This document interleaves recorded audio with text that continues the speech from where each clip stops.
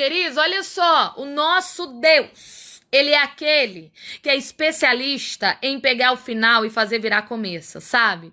O nosso Deus, ele é especialista para pegar aquilo que parece que está recebendo o ponto final e transformar em um lindo recomeço. Tem gente que tá aqui que tava pensando que já tava no final de carreira, né?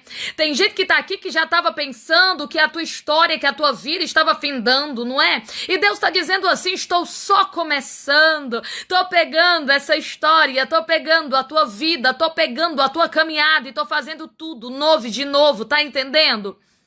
A Bíblia vai dizer que uma mulher chamada Ruth, ela vai perder, queridos, aos olhos dos homens, humanamente falando, ela vai perder tudo.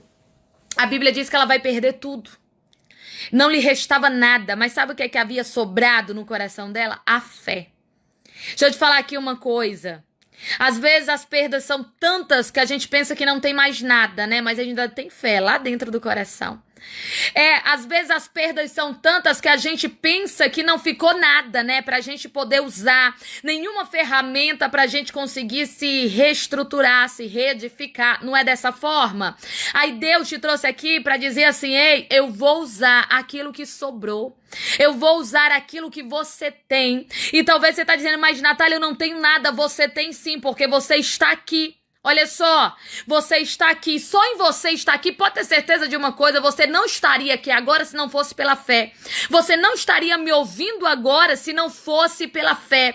Você não estava recebendo essa palavra agora se não fosse pela fé. Declara aí nos comentários para o inferno entender que você já recebeu essa palavra profética e declara, eu tenho fé. Declara, eu tenho fé. Eu tenho fé. Declara para o inferno entender que você já tomou posse desta palavra. Talvez há bem pouquinho tempo você estava achando, eu não tenho nada, não sobrou nada, não restou nada. Mas olha só, tem fé aí no teu coração e essa fé que Deus vai usar. Talvez você está dizendo, mas Natália, a fé que eu tenho aqui é tão pouquinha. O que eu tenho aqui é tão pouquinho, sobrou tão pouca coisa que você não tem ideia, que eu nem sei se dá para operar milagre com a fé que eu tenho. Eu nem sei se dá para obter vitória com a fé que eu tenho. Eu nem sei se dá para viver reviravolta com a fé que me sobrou.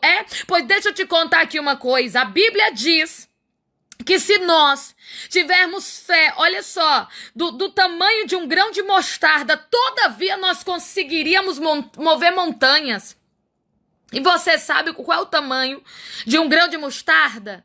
Você sabe? Olha só, a cabecinha de um alfinete, bem pequenininho, não é? Você já viu? A cabecinha de um alfinete é muito pequeno? Pois é. Olha só, o que está sendo dito é, se você tiver uma fé do tamanho de um grão de mostarda, todavia você pode mover montanha. Sabe por quê? Porque aquela fé que em outrora ela é pequena, ela vai sendo desenvolvida, porque o grão de mostarda ele é pequeno. Mas quando você lança ele na terra, ele começa a crescer e ele começa a se estruturar a ponto de aquilo que era tão pequenininho agora dar suporte para outras vidas. Olha o que Deus tá trazendo para o teu coração aqui nesta hora. Talvez você acabou de olhar diante do espelho, talvez você acabou de falar para si mesmo ou para alguém, dizendo que o que você tem não é o bastante, dizendo que o que você tem não é o suficiente, dizendo que a tua fé tá pequena, mas olha só o que é que Deus está falando para ti nesse exato momento. Ei, começa a aplicar a tua fé, que você vai ver essa fé crescendo, você vai ver essa fé desenvolvendo, você vai ver essa fé aumentando, expandindo de um jeito, olha só, que vai se tornar grande a ponto de dar suporte para outras vidas. Você tá entendendo? Um grão de mostarda, ele é bem pequenininho, queridos, e lançado na terra, a Bíblia diz que ele, quando começa a crescer e se torna uma árvore, ele se torna uma das maiores árvores. Ele se torna grande. O papai tá dizendo pra você, olha aqui, sabe por que Deus, ele gosta, querido, daquilo que aos olhos humanos tem pouca estrutura? Pois é, quando eu e você vamos escolher alguma coisa, a gente escolhe o quê? A gente escolhe o que é mais grandioso, vistoso, bonito, estruturado. Não é? Vamos ser realistas. Quando você olha aqui, quando você vai escolher alguma coisa, você não olha para o mais minguado, feinho, pequeno, né? Você não olha para aquilo desestruturado e diz, eu vou levar isso para mim. Não, você procura o melhor, o mais estruturado, o mais bonito, não é? Se você for numa loja comprar um produto, você vai olhar qual é o que está em melhor e perfeito estado. Não é desse jeito? Nós somos assim, é natural. É a nossa estrutura, a gente seleciona o melhor, o mais vistoso, o mais estruturado, é dessa forma. Mas quando Deus ele vai escolher alguma coisa, quando Deus vai escolher uma matéria para trabalhar, sabe, uma matéria-prima para fazer alguma coisa, quando Deus ele vai fazer as suas escolhas, ele escolhe de maneira diferente. Nós escolhemos aquilo que é estruturado, aquilo que é de melhor qualidade, aquilo que nos chama mais atenção. Deus não. Ele olha para aquilo que é menor. Ele olha para aquilo que aos olhos humanos não tem estrutura nenhuma. Ele olha para aquilo, queridos, que geralmente ninguém olharia. E ele escolhe o que ninguém escolheria. Talvez a minha, a tua vida é exatamente a prova disso que eu tô te falando aqui agora. Talvez ninguém te escolheria para nada. E talvez até hoje ninguém entende por que Deus te escolheu. Talvez até hoje ninguém entende por que Deus te chamou. Talvez até hoje ninguém entende o que Deus opera na tua vida. Porque as pessoas olham e dizem, é tão incapacitado, é tão sem habilidade, não chama atenção em nada, não tem isso, não tem aquilo outro. Mas foi escolhido por Deus. E é assim que Deus faz. Deus gosta de investir naquilo que os homens acham que é perca de tempo. Deus gosta de pegar na mão aquele projeto que aos olhos de muitos é projeto falido.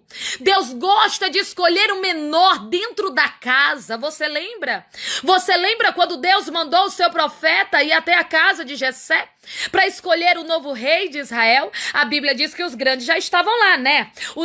Os grandes já estavam lá. O próprio profeta chamado Samuel, quando chega na casa, ele dá aquela olhadinha e ele diz, certamente estou diante do novo rei de Israel, porque eu acredito que ele olhou para o porte, eu acredito que ele olhou para a roupa, ele olhou para o cabelo, ele olhou para o sapato, ele olhou para a maneira de se comportar, para a maneira de falar, e ele disse, esse daí leva jeito para rei. Talvez ele escolhesse algum daqueles que estava na casa para ser o rei, mas Deus não escolheu, queridos, porque Deus vai lá no menor, Deus vai lá no pequeno, Deus vai lá naquele que aos olhos de muitos não parece estrutura, parece que não é tão capacitado, não é tão hábil, sabe? Aos olhos de muitos não seria escolhido para nada. Aí Deus, sabe o que acontece? Quando o profeta diz, certamente estou diante do rei de Israel, e quando ele vai derramar do azeite sobre a cabeça daqueles que ali estavam, o próprio Deus ele brada e dizendo, não faz isso não.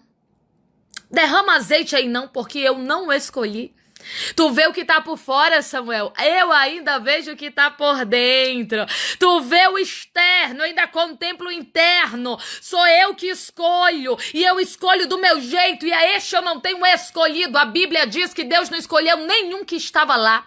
Mas, Natália, eles não eram grandiosos aos olhos humanos. Natália, mas eles não chamavam atenção aos olhos humanos. Natália, mas eles não pareciam preparados aos olhos humanos. Mas aos olhos de Deus não chamou atenção. Deixa eu te falar aqui uma coisa. Talvez aos olhos de muita gente você não chama atenção.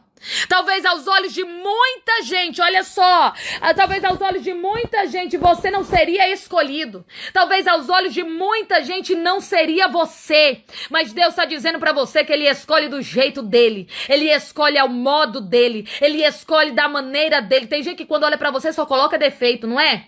Quando você chega, tem gente que fala mal do teu cabelo, fala mal da tua roupa, fala mal da tua voz. Não é desse jeitinho?